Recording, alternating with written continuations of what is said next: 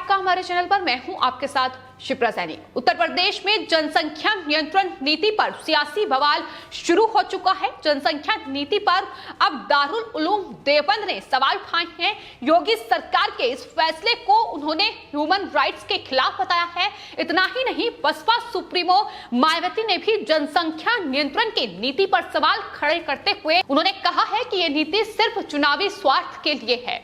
लेकिन सबसे पहले बात देवबंद में दारुल उलूम के बयान की करेंगे, जिस पर उन्होंने जनसंख्या नियंत्रण नीति का विरोध जताया है। आपको बता दें, उत्तर प्रदेश सबसे घनी आबादी वाला राज्य है और यहाँ जिस तरीके से जनसंख्या बढ़ रही है, ये जनसंख्या कई समस्याओं को जन्म दे रही है और यही वजह है कि योगी सरकार ने जनसंख्या नियंत्रण नीति की घोषणा कर दी। ड्राफ्ट पहले ही तैयार हो चुका है, लोगों के सुझाव के लिए पब्लिक डोमेन में रखा गया है। लेकिन इस पूरी नीति को लेकर अब विरोध लगातार विपक्षी दल जता रहे हैं। लेकिन अब कई इस्लामिक संगठन इस नीति के विरोध में आकर खड़े हो गए हैं। कोई बच्चों को कुदरत की देन बता रहा है तो कोई कह रहा है कि यह फैसला इंसानी मानवाधिकार के खिलाफ है। तो ये लगातार बयान सामने आ रहे हैं। सवाल यही है कि आखिर जनसंख्या नियंत्रण नीति से विपक्ष और इन इस्लामी संगठनों को इतनी दिक्कत आखिर क्यों है। अब आपको बता दें, योगी सरकार ने जो नई जनसंख्या नीति की घोषणा की है, उसका विरोध देवबंद में इस्लामी शिक्षा के प्रमुख केंद्र दारुल उलूम देवबंद ने जताया है। उन्होंने कहा है कि ये जो फैसला है ये मानवाधिकार के खिलाफ है।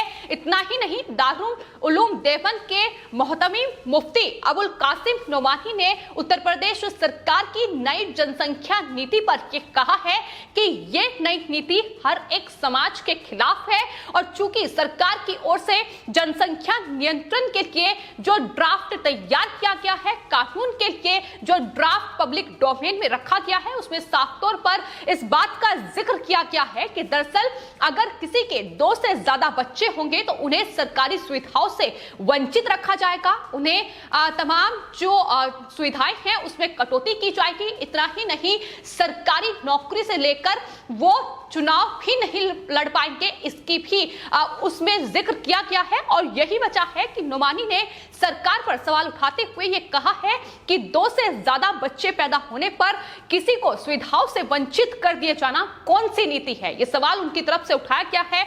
उन्होंने साथ ही ये भी कहा है कि जिसके 2 से ज्यादा बच्चे होंगे उन्हें सरकार की सुविधाओं से वंचित किए जाने की घोषणा सीधे सीधे उन बच्चों के साथ भी नाइंसाफी होगी। तो लगातार जो विरोध है वो भी जनसंख्या नियंत्रण नीति को लेकर देखा जा रहा है। लेकिन साफ तौर पर यह विरोध बता रहा है कि किस तरीके से ये तमाम जो इस्लामिक संगठन हैं और विपक्षी दल है मिलकर किस तरीके की रणनीति तैयार कर रहे हैं, किस तरीके की राजनीति ये करना चाहते हैं, ये साफ तौर पर उनके बयान से स्पष्ट होता है। क्योंकि उत्तर प्रदेश के मुख्यमंत्री योगी आदित्यनाथ ने जब हाल ही में जनसंख्या नियंत्रण नीति की घोषणा की, उन्होंने साफ तौर पर यह कहा कि बढ़ती जनसंख्या आज कई समस्याओं की जननी बन चुकी है। उत्तर प्रदेश के विकास हो या देश का विकास हो, उसमें कहीं ना कहीं बड़ी बाधा देश में बढ़ती जनसंख्या ही है।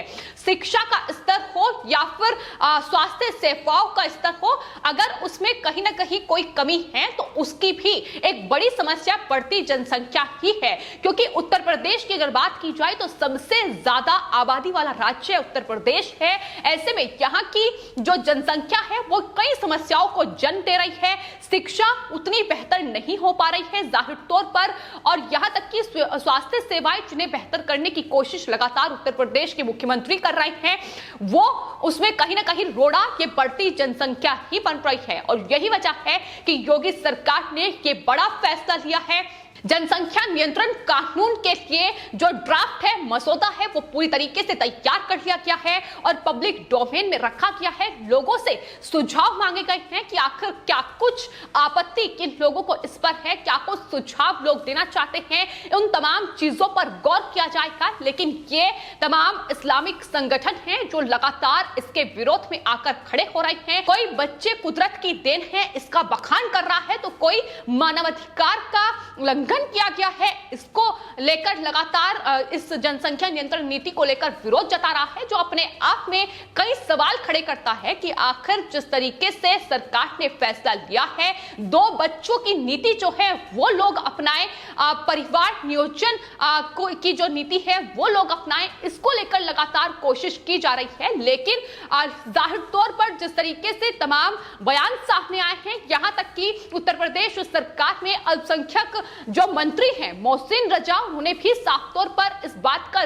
जिक्र किया है कि आज के वक्त में 8 बच्चे पैदा करने का कोई मतलब नहीं है, क्योंकि कहीं ना कहीं हम उन्हें अच्छी शिक्षा नहीं दे पाएंगे, अच्छा स्वास्थ्य नहीं दे पाएंगे, अच्छी तालीम नहीं दे पाएंगे। तमाम बातों का जिक्र उनकी तरफ से किया गया, जो जाहिर तौर पर बिल्कुल ठीक है। लेकिन बावजूद इसके जिस तरीके से विपक्ष लगातार घटिया राजनीति कर रहा है, मायावती से लेकर अखिलेश यादव अब जनसंख्या नियंत्रण नीति पर सवाल उठा रहे हैं, वो अपने आप में साफ तौर पर बता रहा है कि अल्पसंख्यकों की वोट के लिए, उनके सिर्फ वोट बैंक के लिए इस तरीके से जनसंख्या नियंत्रण को लेकर जो कानून लाने की तैयारी उत्तर प्रदेश में योगी सरकार कर रही है, उसको लेकर वो काफी डरे हुए हैं, क्योंकि कहीं ना कहीं इस पूरे फैसले से उनकी राजनीति को बड़ा झटका लगेगा। और अब जाहिर तौर पर जो दारुल उलूम देवबंद के जो नुमानी हैं, उनका बयान सामने आया है, वो भी साफ तौर पर कुरान का हवाला दे रहे हैं, इस्लामी संस्कृति का हवाला उनकी तरफ से दिया जा रहा है, और जाहिर तौर पर यही चीजें लगातार देखने को मिल रही हैं। लेकिन जहां एक तरफ इस्लामी धर्मगुरु इस फैसले को मानवाधिकार के खिलाफ बता रहे हैं, वहीं दूसरी ओर आपको बता दें अखाड़ा परिषद ने जनसंख्या नियंत्रण नीति का समर्थन किया है।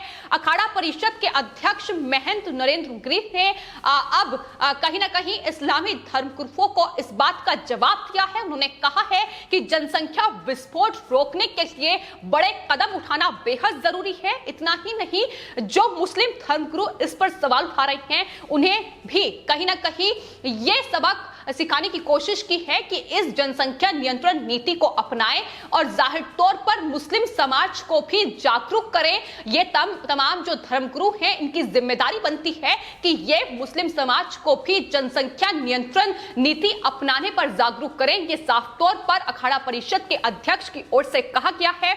मुस्लिम धर्मगुरुओं पर सवाल उठाते हुए उन्होंने कहा है कि आखिर बच्चा पैदा करने में अल्लाह की क्या देन है, इस पर उन्होंने जवाब मांगा है। उन्होंने आगे ये भी कहा है कि मुस्लिम समाज में भले ही 3 महिलाओं से निकाह करने की छूट हो, लेकिन 3 पत्नियों से 2 ही बच्चे पैदा करने की इजाजत मिलनी चाहिए, और जो कि इस पूरे मसौदे में इस बात का साफ तौर पर जिक्र किया भी गया है। और यही वजह है कि कहीं ना कहीं अब इन तमाम इस्लामिक कट्टरपंथी जो संगठन है, उसमें इस तरीके से बौखलाहट देखने को मिल रही है।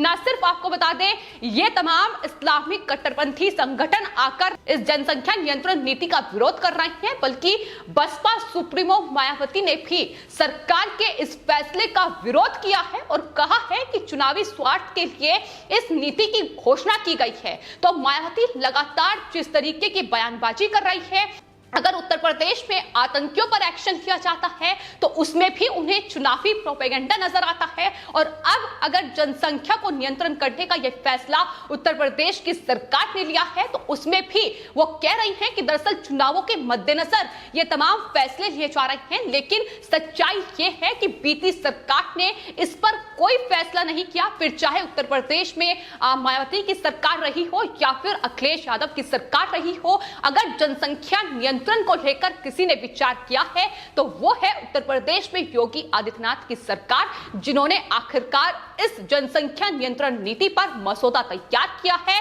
कानून बनाने के लिए तैयार है। और जाहिर तौर पर यही वजह है कि चूंकि विपक्ष की जो अल्पसंख्यक वोट बैंक है उसे बड़ा झटका लग सकता है, इसलिए कड़ा विरोध इस पूरी नीति का किया जा रहा है, इस पूरे फैसले का किया जा रहा है। लेकिन सरकार ने 2 टूक ये कहा है कि अगर देश में और खासतौर पर उत्तर प्रदेश का विकास करना है तो जनसंख्या पर नियंत्रण करना बेहद जरूरी है, क्योंकि बढ़ती जनसंख्या लगातार कई समस्याओं को जन्म दे रही है और अगर इन समस्याओं से निपटना है तो जनसंख्या पर नियंत्रण जरूरी है। और यही वजह है कि नई जनसंख्या नीति का जो घोषणा है, ऐलान है, वो उत्तर प्रदेश की सरकार की ओर से की गई है, जिसके बाद ये लगातार राजनीतिक बवाल देखने को मिल रहे हैं। और चूंकि उत्तर प्रदेश में 2022 में विधानसभा चुनाव है और उससे पहले ये बड़ा फैसला जो है ये यूपी सरकार की ओर से लिया गया है, इसलिए मायावती ने एक के बाद एक कई ट्वीट किए हैं जिसमें उन्हें कहा है कि दरअसल ये जो फैसला लिया गया है इसकी